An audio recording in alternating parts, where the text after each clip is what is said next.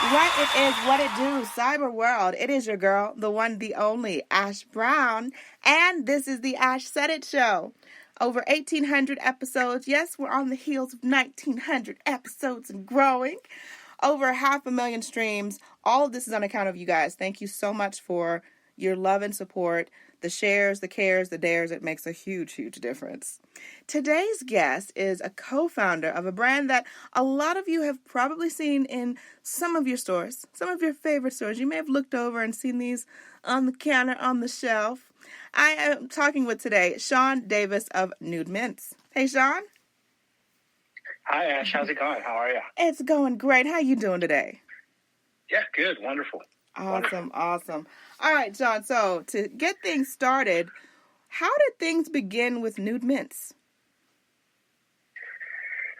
So with NUDE Mints, the way things actually started is I actually lived in China for about 8 years. And while traveling in Asia, I came across this pharmaceutical technology that was being used for probiotics. And this technology, this double capsule technology, is something that we found super interesting to develop it into a breath mint product for the U.S. And so about 2.5 years ago is when we brought that technology into the U.S., packaged it in its current form, and started really marketing and advertising it right during the COVID-19 pandemic. So that's kind of the way that things initially started. I would say, we're not necessarily the inventors of the product, just to be completely transparent. We simply saw a lot of potential for this technology in the U.S. And so me and my business partner, we wanted to be in consumer products. It's something that we've done for a really long time. And we this product specifically was one that we really thought would be captivating for the U.S. market. And so our kind of, and we're working on other brands, but this was really our stepping stone to, establishing ourselves in the U.S. As a consumer products company. And it's just been an incredible journey, since we started. Yeah. Absolutely. Where did the name come from? So the name is, the reason why it's called NUDE is because of the transparent nature of the capsules and the transparent nature of the container itself. And so it just, that also the fact, the way that it makes you feel is very clean and very fresh. And so we just wanted a really unique and cool name that was a little bit different from everything else that's in the market. And if you look at the actual container, it says NUDE inside of it. So the reason there's the lettering inside of the container is to basically stop the capsules from sticking with each other over, let's say, prolonged periods of time. I would say the capsules, the containers are very unique. I've never seen anything like it, but it also gave me a bit of nostalgia. It made me feel like those little water games that kids used to play back in the 90s, or those handheld games and things. It's very playful, very fun, and I think it was very original. I love the fact that that it brings about a nostalgic piece for me after seeing the containers themselves. So kudos to you guys on that.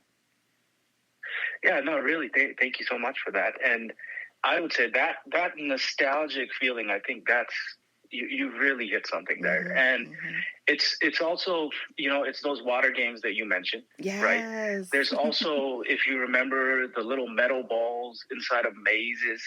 Yes, like a maze. Do you remember that? Yes, I remember those. Oh my gosh. They used to do that at, book fairs and all that stuff. Yeah, I remember those. Yeah. And then, I don't know if you remember, There was a product that was very similar to our product, but it didn't have like that gut functionality to it. It was called Icebreakers Liquid Ice. I do remember that one. Yeah.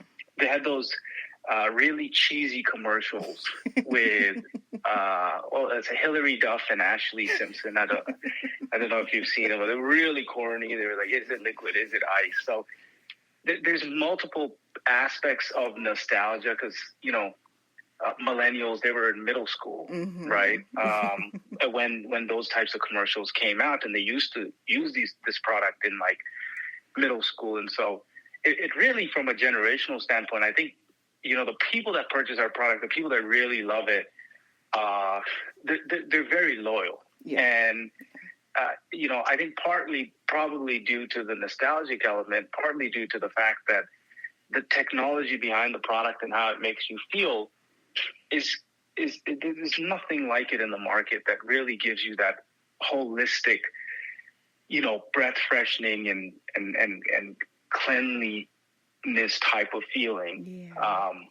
So I think, for us, it was really trying to create, like you said, something unique and cool and just playful and, something you want to share with people, something you want to carry around, and it makes you, feel good. Yes, I think you guys definitely nailed that. You absolutely hit that on the head. And problem solved. I feel that. Yeah. Yes. Now, as you guys were developing and figuring out what this product was going to be and how you were going to bring it to the American market, what was the first major issue or challenge that you faced? I think for us, it really was, it was more of a question of positioning and explaining the product in the U.S. That was probably the biggest challenge because we had very good partners, so this product's manufactured in Japan, very good research and development facilities, very good production facilities. So there wasn't much of a hurdle in that regard. Right. But then, really trying to explain to people how to use the product in regards to, letting that first capsule dissolve, not biting it, not chewing it. And then, the smaller inner bead that's remaining, that's the part that you swallow. And that slowly dissolves, getting rid of that, burpy odor from recently eaten food, beer burps, or some of that funk that comes up after a late lunch or something. Right. I think, communicating that part, it's like, and I love this because when I go to trade shows, and you just talk with like 300-400 people in a single day, and you do the same pitch over and over again. And like people understand the problem after you describe it to them. Right. So it's like, okay, that makes sense that you would have this, very potent peppermint that does not react with my saliva actually dissolve on its way to my gut, rather than me chewing, a hard candy type of mint from some of, let's say, our competitors that basically only works in your mouth and then leaves a, not so great aftertaste. But, that part, when you explain it to people and they really understand how to use it, we have a huge loyal fan base for people that actually know how to use the product. And there they can see the value in it. So that education on a mass scale, right, for, hundreds of people in the U.S., that's probably been one of the most significant hurdles. And I think also just the way that our container is, it takes a little bit of getting used to know that it dispenses one at a time, because people think they push the white lever and then they try to shake it out instead of dropping it into that little chamber. So that's definitely been something we've been working on to just make it a little bit easier to use. Gotcha. But yeah, that part there for the initial, you could say, when we started, right during COVID, we really only went online at that time, where we got really lucky because everybody was home, and it was, that's where the attention was. And everybody had, like, no one's going out eating. There's, government checks and stuff like that for, the whole COVID lockdown. So everybody's got a lot of disposable income. And I think for us, it was really at that pivotal moment when we launched, and it just, we caught fire almost initially. And we just started doing, I think, over 1,000 orders a month in our second month, which we were not prepared for. We had one ad, which was for mask breath, which really, for that time and that, sort of cultural significance of everything that was going on, really hit hard. And I think that really helped us to establish our brand. Now, with social media and influencers and ambassadors and people of that nature coming about, what are you guys doing to kind of incorporate that in the company? So I think for us, advertising is still quite a large portion of how we acquire customers. But over time, that's been changing. But for us, we do a lot of influencer outreach, and it's really all about building the community. Right. And for any CPG product, it's really about community and driving trial, because you can't, like, for a food product, it's very difficult for you to buy a new food product, A, if you have never tried it, and then B, if nobody has ever introduced it to you in the first place. So, the way that we've been doing that is, we've got a community of over 1,000 influencers now. And then based on, those influencer members, they will post. And then because they post, other people from their network will reach out to them and say, hey, I just seen this product. I would love to try it as well. And then, based on, like, the engagement and the following and stuff like that, we do a lot of just product exchanges with members of our own community, and then, try to further our community through other members from the influencers community. And that seems to have done really, really well for us. And that's one of the major ways that we develop our own content, our own, user-generated content, and have people that are walking around introducing the product to other people. So it's been. I think the real interesting part there is the reason why people have done it is because they find the product to be incredibly unique, right? So whether both in that sort of nostalgic fashion and the functional and technological fashion, to where, like, wow, I've never seen this. I really want to try this product. Sure, I'll help you guys out. This is something cool. And then when they try it and they really like the product, we want their sort of backing or testimony or love for the product to be genuine in the content they create. So we don't have any restrictions or anything on. We don't tell them what to create. Gotcha. It's like, hey, we just would love if you could just make a video about this, on what you feel about it or what you think about it.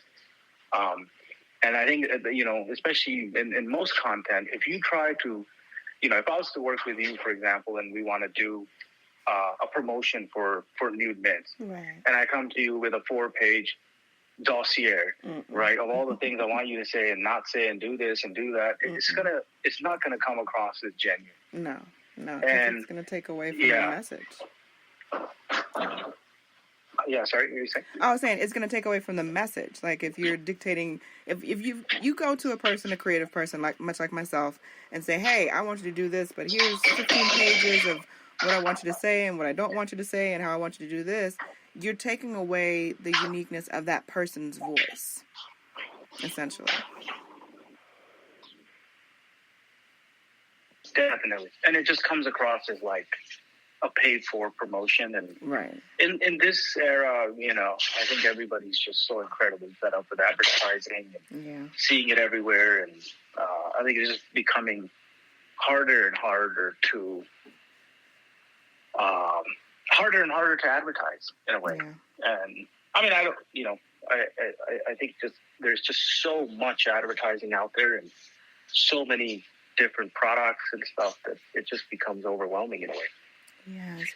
Now, Sean, where can people find Nude Mints today, outside of your website?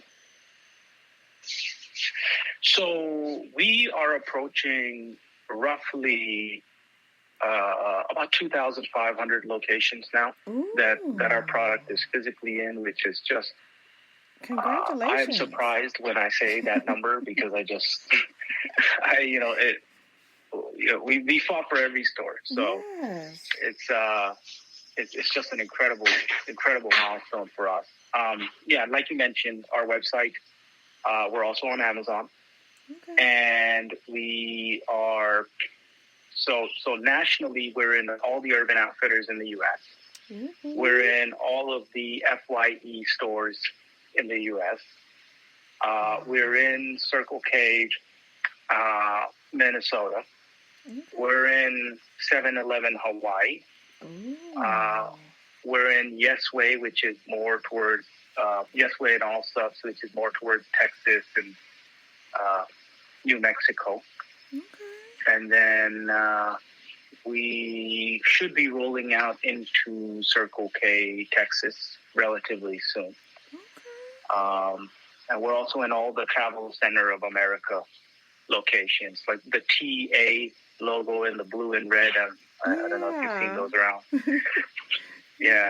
They also have petrol markets and stuff. And so we just finished the trade show in Chicago for the Sweets and Snacks show.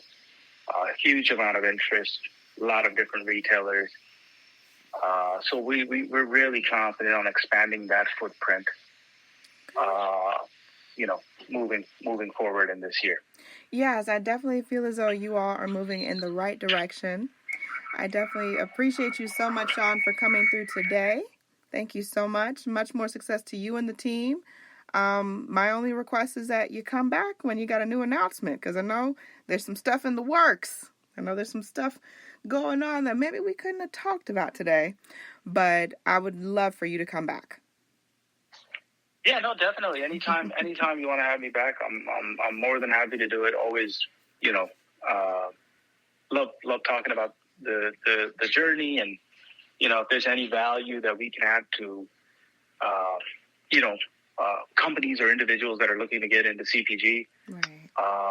We've kind of been through it, and even now, there's just so much to learn, especially in the offline sector and getting into stores and stuff like that. It's so funny. Like, it's one of the biggest markets in the U.S., right? Consumer products. Yeah. But if you just go to Google and type in how to get your product into any retailer, you find nothing. And the stuff that you do find on the first page is like pretty much scams for people guaranteeing you that, hey, I can do this for you. I've got this relationship and that relationship, but they want $10,000 a month, and you're probably never going to see that money again. So it's just so interesting that even if I go to YouTube and I'm trying to look at stuff for packaging or something, it's just really almost non-existent, which is so surprising. Yeah. In this day and age, it's always something. Always something. But I appreciate you so much, Sean. Thank you so much for coming through. And thank you to each and every one of you guys for tuning in and for checking out the show consistently. Always remember, anyone to tell you that you can't do what you want to do, you look them square in the face, you tell them, don't believe me. Just watch. Watch what I do. Watch me make it happen. Watch me make history. That's what we're doing this for, the history books. Social media is fun, but real life is so much better. Until next time, you guys.